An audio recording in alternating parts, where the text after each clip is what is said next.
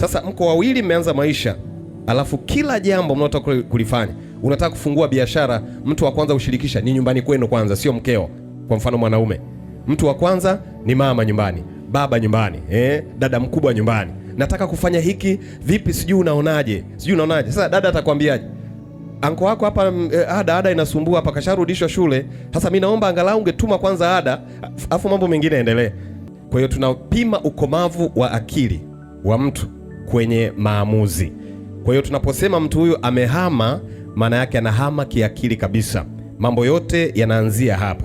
Kama kuna mambo ya nyumbani, tunakaa wawili tunashauriana. Jina la Bwana libarikiwe sana.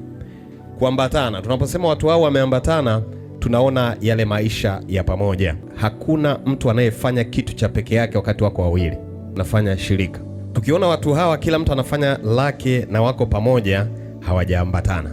Na inawezekana mmoja wao ameshtuka kwamba huko tunakoelekea, inawezekana kila mmoja akawa na maisha yake. Naona kama kuna mpasuko ndani kwa ndani hapa, naweza nikaja kudhurumiwa. Hakuna kitu kibaya kama kufanya kitu kwa pamoja, kujenga kwa pamoja, kuanzisha biashara kwa pamoja, alafu baadaye mtu mmoja anakuja kulia kilio kibaya cha kudhurumiwa na kuingia katika maisha ya shida.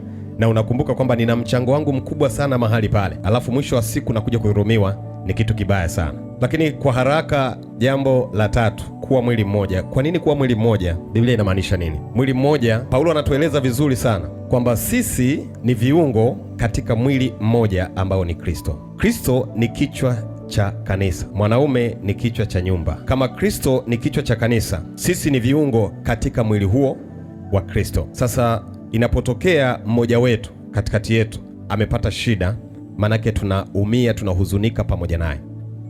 Ikitokea katikati yetu mmoja amebarikiwa, ameinuliwa, tunafurahi pamoja naye.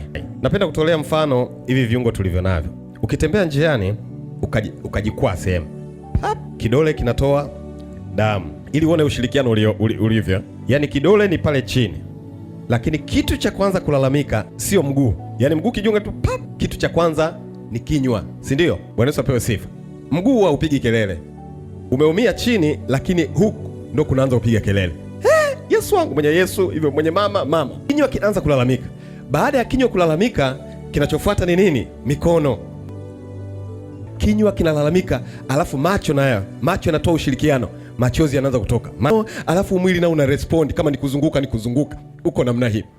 Maumivu haya. Ukiona mko kwenye ndoa, mwanamke anasemwa vibaya mbele ya macho yako na unasikia, alafu unashabikia, hamko mwili mmoja. Ukiona mwenzi wako anatukanwa mbele ya macho yako na unashabikia, hamko mwili mmoja.